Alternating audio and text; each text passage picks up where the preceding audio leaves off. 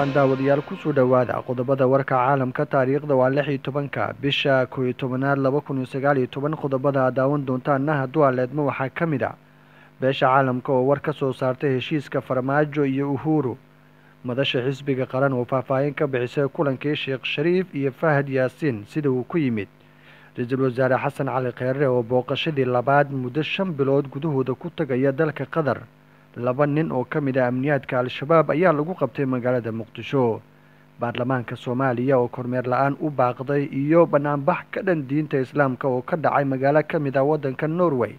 halkaasi oo ay ku gubeen kitaabka Quraanka kooxa cunsuriyiin oo iskugu soo baxay wadanka Norway qodobadaas iyo qodobo kale ayaa daawan doontaan hadduu aleedmo goordhow u diyaar garooba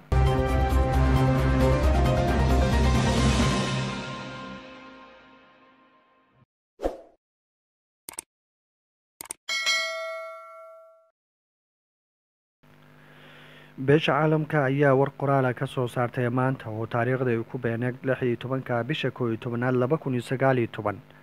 warbixintan oo ay soo saartay beesha caalamka ayay aad u soo dhaweysay kulankii madaxweynaha Soomaaliya mudane Maxamed Cabdilaahi Farmaajo iyo Uhuru Kenyatta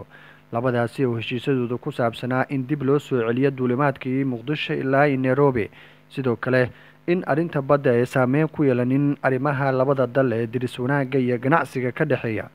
beesha caalamka qoraalkeeda waxay ku soo koobtay in muhiim ay tahay dirisnimada labada dal in la ilaaliyo boqolaalka shacab iyo kumanaanka shacab ee labada dalne si wanaagooda u sii socda ganacsigooda horumarkooda iyo caafimaadka iyo waxbarashada ee muhiim u tahay labada dal ee diriska ah inay aad isku wanaajiyaan madaxdooda heshiisyada qaarna laga dhabeeyo sida qoraalkan uu ku soo baxay maanta oo taariikhdu ahayd 16 bisha 10aad caalamku waxa uu si wanaagsan u soo dhaweynayaa siyaasadda furfurmaysa ee u dhaxeysa dawladda Kenya iyo dawladda Soomaaliya arintaasi oo aad u soo jiidatay heshiiska labada madaxweyne ee gaareen waxaana lagu tilmaamay arin aad muhiim uga ah bulshada ku dhaqan Soomaaliya iyo Kenya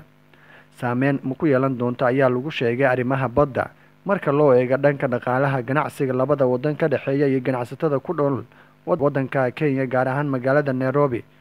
intooda badan dadku waxay ku farxsan yihiin in heshiiska noocan uu dhaco taasi oo ammaan badan ay ku heli doonaan ganacsatada ku nool magaalada Nairobi ganacsatada Soomaaliyeed ee ku ganacsata magaalada Nairobi iyo magaalooyinka Mombasa ee wadanka Kenya aad ayay u soo dhaweeyeen heshiiska labada madaxweyne oo ah in wax saameyn ay ku yeelan doonaan arrimaha badda iyo muranka badda taasi oo go'aanka ugu dambeeyay laga filan doono in maxkamadda ay gaarto maxkamadda adduunka ama cadaaladda adduunka ee u raadsata dunida oo dhan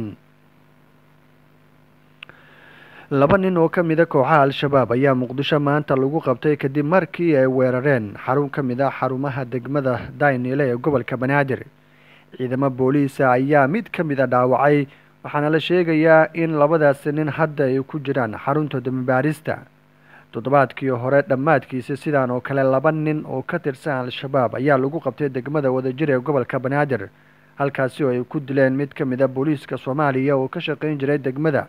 xarunta degmada Wadajir ee gobolka Banaadir isla maalin kadib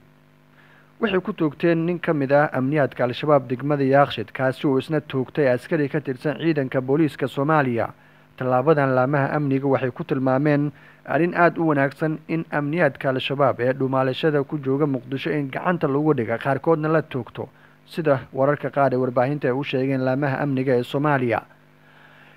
toddobaadkan bilowgiisa oo maanta oo sabti ahayd taariikhdan 16 bisha ay ku beegneed amniyaadka al-shabaab laba ayaa laga qabtay toddobaadkii hore dhamaadkiisii 3 mid ka mid ah ayaa la toogtay labana nolosha ayaa lagu qabtay taasi waxay keenaysaa in amniyaadka al-shabaab iyagu qudhooda markan cabsi badan ay soo wajahdo halka iyagu awal cabsi badan dadku ay ka qabi jireen shacabka Muqdisho ku nool ayaa aad u soo dhaweeyay arrintan maadaama al-shabaab ku Soomaaliya Muqdisho gaar ahaan dhibaato badan ay ka geystaan marka loo eego gobolada kale ee dalka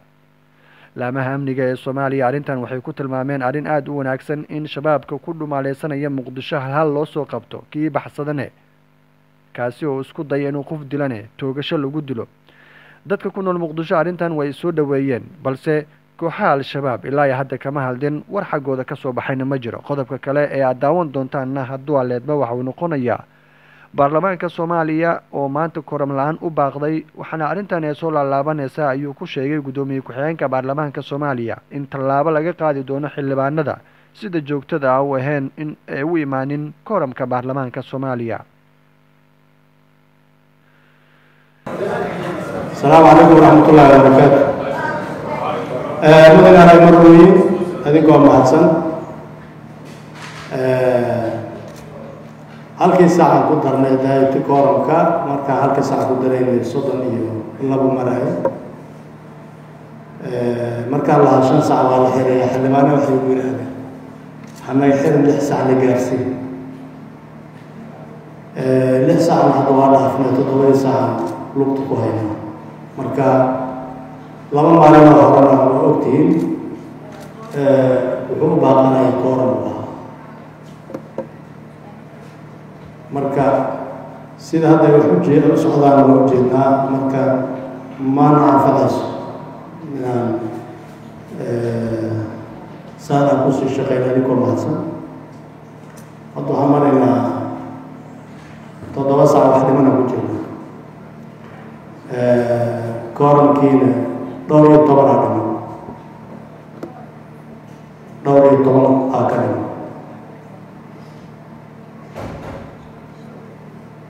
ملحق gudoomiyaha madasha xisbiga qaran ee Sheekh Shariif Sheekh Axmed iyo taliyaha hay'adda Niza Fahad Yaasin ku dhaxmaray hoyga Sheekh Shariif ayaa ahaa mid inta badan dadku hadal hayeen waxyaabihii ka soo baxay. mid ka mid ah xildhibaanada Soomaaliya oo kulankaasi maanta qoraal ka sameeyay ayaa ka hadlay ujeedada kulankaasi in ay dalbatay dowladda Soomaaliya gaar ahaan in Fahad Yaasin uu dalbaday waa agaasimaha hay'adda sirdoonka qaranka galgal badanna kula dowladda Soomaaliya. waxa uu sheegay in arintay dhammaan la dejiyo muranka siyaasadeed ee soo kala dhaxgalay mucaaradka iyo dowladda taasi oo mustaqbal la'aan ku ridaysa ayaa la sheegay xaaladda guud ee Soomaaliya. Fahad Yaasin waxa uu codsaday in xaaladda siyaasadeed ee dalka la dejiyo kadib markii maalmihii dambe ay jireen warar soo baxaya in mudaharaadyo rabshado wata ay abaabulayaan qaar ka mid ah madaxda xisbiyada qaranka kuwaasi oo dhibaato badan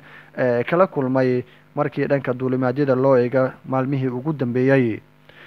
warbaahinta Soomaaliya ayaa aad u hadaleysay kulankaasi waxyaabihii ka soo baxay toddobaad ka horna sidaas oo kale Fahad Yaasin waxa uu la kulmay qaybo ka mid ah warbaahinta ka howlgasha magaalada Muqdisho kuwaasi oo inta badan uu kala hadlay xaaladda siyaasadeed iyo amniga sidii uu guuleysatay dowladda Soomaaliya.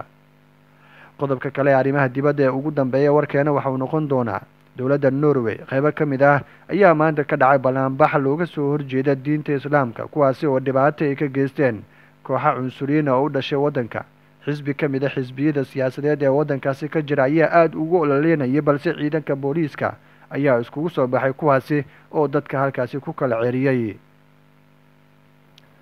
qodobkaas ayaa u dambeeyay warka xubinta wararka aad ka daawanayseen fadlan haddii aad ku cusub tahay channelkan subscribe si aad u heshay wararkii ugu dambeeyay ee Soomaaliya caalamka. intaan warkan warkaxiga ku kulmi doono sida ay nabadgelyo.